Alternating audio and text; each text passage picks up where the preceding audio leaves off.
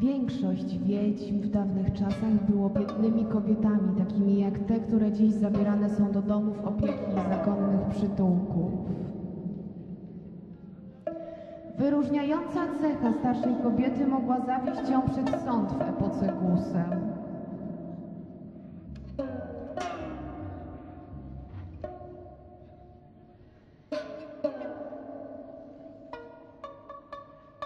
Nie wierzmy, że diabeł należy wyłącznie do przeszłości. Miła starsza pani, która gra w tym filmie rolę tkaczki Marii, pewnego razu podczas przerwy w ujęciach spojrzała na mnie zmęczonym wzrokiem i powiedziała: diabeł jest prawdziwy. Widziałam go siedzącego na brzegu mojego łóżka. Za zgodą tej pani pokazuję tutaj modlitewnik z 1921 roku, który zawiera instrukcję, jak rozpoznać diabła. Za zgodą tej pani pokazuję tutaj modlitewnik. Diabeł jest prawdziwy. Widziałam go siedzącego na brzegu mojego łóżka.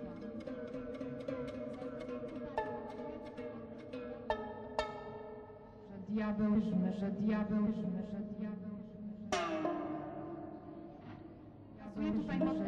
Szaleństwo wiedźmy można wyjaśnić jako wyczerpanie nerwowe, które spróbuję tutaj zilustrować. Osobiście znam bardzo znerwicowaną młodą kobietę, która często chodzi we śnie. Dlaczego zawsze wykonuje tę samą czynność, której zawsze najbardziej się obawiała? Oczywiście znam bardzo znerwicowaną młodą kobietę, która często chodzi we śnie. Jak wiedźma, kuszona przez diabła, kobieta ta równocześnie śpiąca i przebudzona ma tajemnicze pragnienie, by zapalać zapałę. Za zgodą tej pani pokazuję, znam bardzo znerwicowaną młodą kobietę, która często chodzi we śnie na brzegu mojego łóżka. Za zgodą tej pani pokazuję, znam bardzo znerwicowaną młodą kobietę, która często chodzi we śnie. Czy to zachowanie ma coś wspólnego z jej patologicznym strachem przed ogniem po tym, jak ogień strawił jej dom?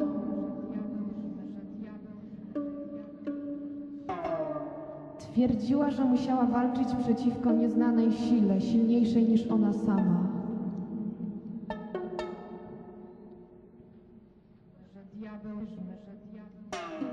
Czy nie ma czegoś wiedźmopodobnego w tej somnambulistce, która porusza się z zapałkami po drzemiącym domu?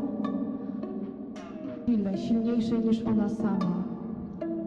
Czy nie przypomina ona zakonnicy, która przechodzi przez kaplicę z nożem zmuszona przez diabła? Sile silniejszej niż ona sama.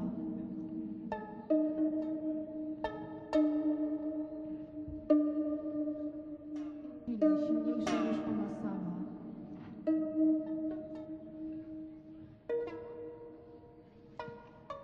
Te somnambuliczne zachowania są spójne z chorobą, którą nazywamy histerią.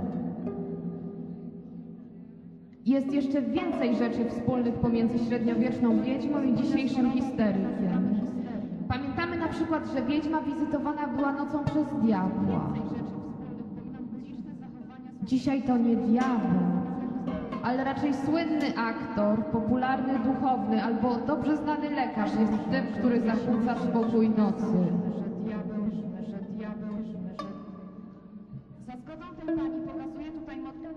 Histeryczna osoba bez wątpienia powie, że ci celebryci przychodzą do niej przez ścianę lub przez okno. Jest jeszcze więcej rzeczy wspólnych. Somnambuliczne zachowania są spójne z chorobą, którą nazywamy histerią. Jest jeszcze więcej rzeczy wspólnych. Somnambuliczne zachowania są spójne z chorobą, którą nazywamy histerią. Zauważ, jak świadomie ta nieprzytomna kobieta trzyma się łóżka.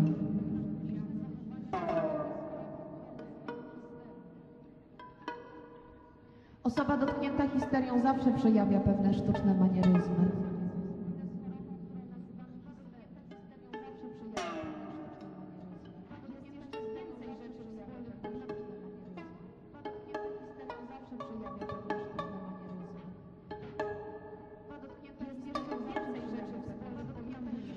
średniowieczu wierzono, że podczas sabatu diabeł zostawia niewidzialne ślady na ciele wiedźmy i w tych miejscach zanika czucie.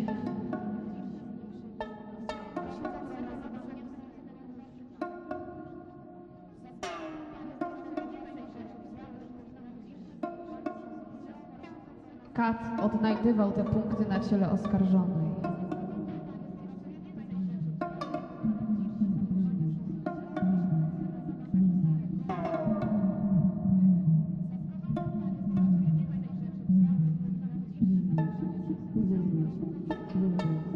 Punkty na ciele oskarżonej. Punkty na ciele oskarżonej. Punkty na ciele oskarżonej. Dzisiaj owa dziwna niewrażliwość jest postrzegana jako symptom histerii. Punkty na ciele oskarżonej. Punkty na ciele oskarżonej. Punkty na ciele oskarżonej.